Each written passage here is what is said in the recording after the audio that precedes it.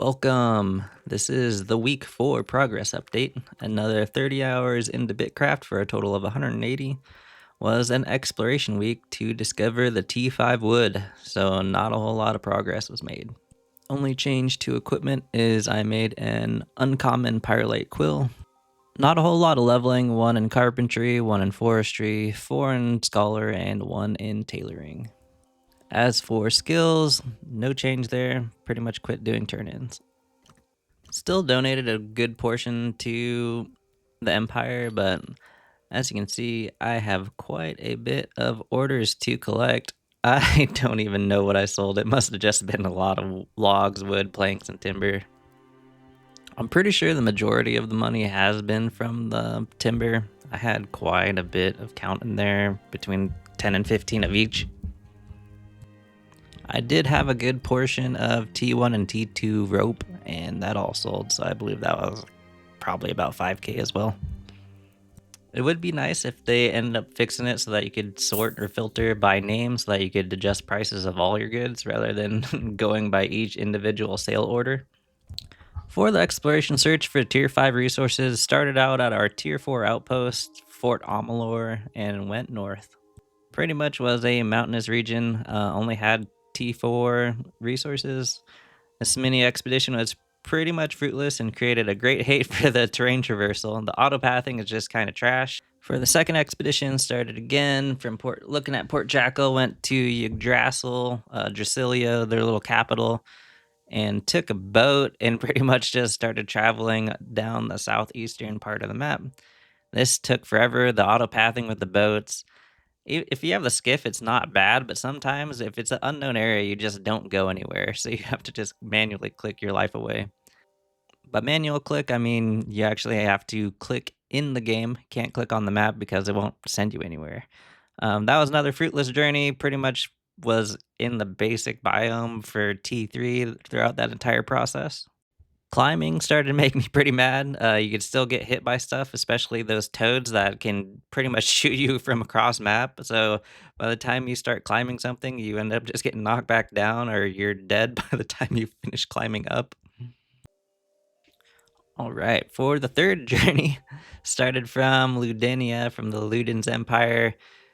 I already had that unlocked and pretty much just traveled east and then went further north, northeast, and that one was another fruitless journey. Horrible. The water was so low level that the skiff couldn't go anywhere. Even clicking, you would hit these little rough patches where your boat just wouldn't travel. So again, starting from Ludenia, ended up going east, but from the southern part to finally keep going east. And then I saw that there's these weird little swampy regions that someone was telling me about on the mapping.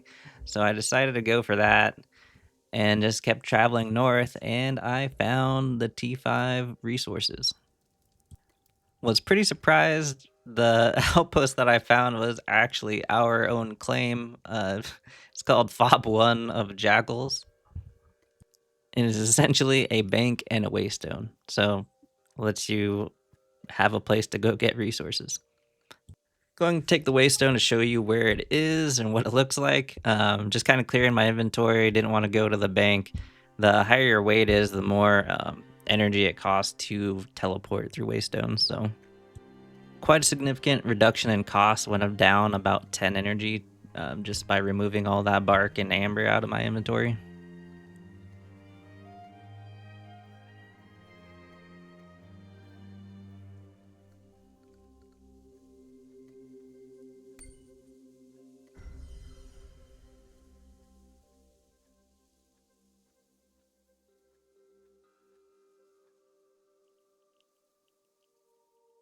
Yep, so this is all it is. Pretty much a bank, waystone, and marketplace. And if you didn't know, this is what the T5 wood looks like. It's just a bunch of trees. Same with the T5 mining material, luminite. My issue right now is not knowing how to bring the resources back. You can't teleport back with cargo on you. I could harvest the resources here, then use a wagon to carry it back to the boat south, but that's roughly a 10 to 15 minute travel time, and even if I don't get killed by anything. The skiff only has, what, 3 cargo slots, so that's 30 rough logs in total. And I believe the skiff only has 3 cargo slots as well, so that's only 30 rough logs. So once you're actually on the boat, the only tier 5 workbenches nearby is from Rhodes, which is in the Ithacan Empire, which is this island that's just southwest of us. It's just east of Ludenia.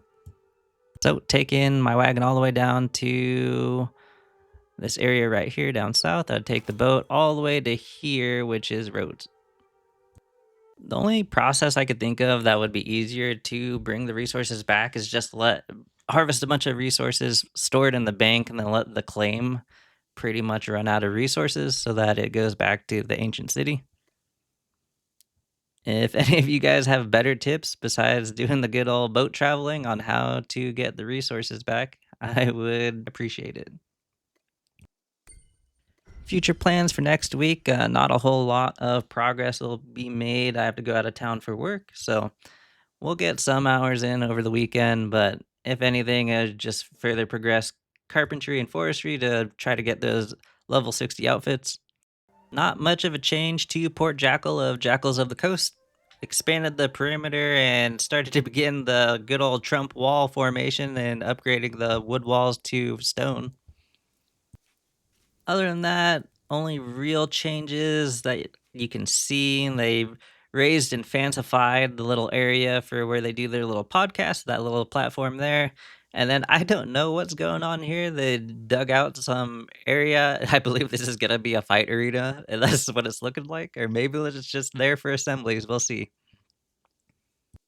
Shout out to the following members of the Jakyls of the Coast that did hit level 60. They have been running around with these fancy little outfits. You have Little John, he's the Empire Master Leader. He is level 60 in Forestry and Carpentry. Booba is a level 60 farmer. Mr. Fister 54 is a scholar. I probably am going to pronounce this name wrong, but it's Palmy Kongen is our leather worker. Pedge is our smith, and Usalon is our fisher. Thanks for watching.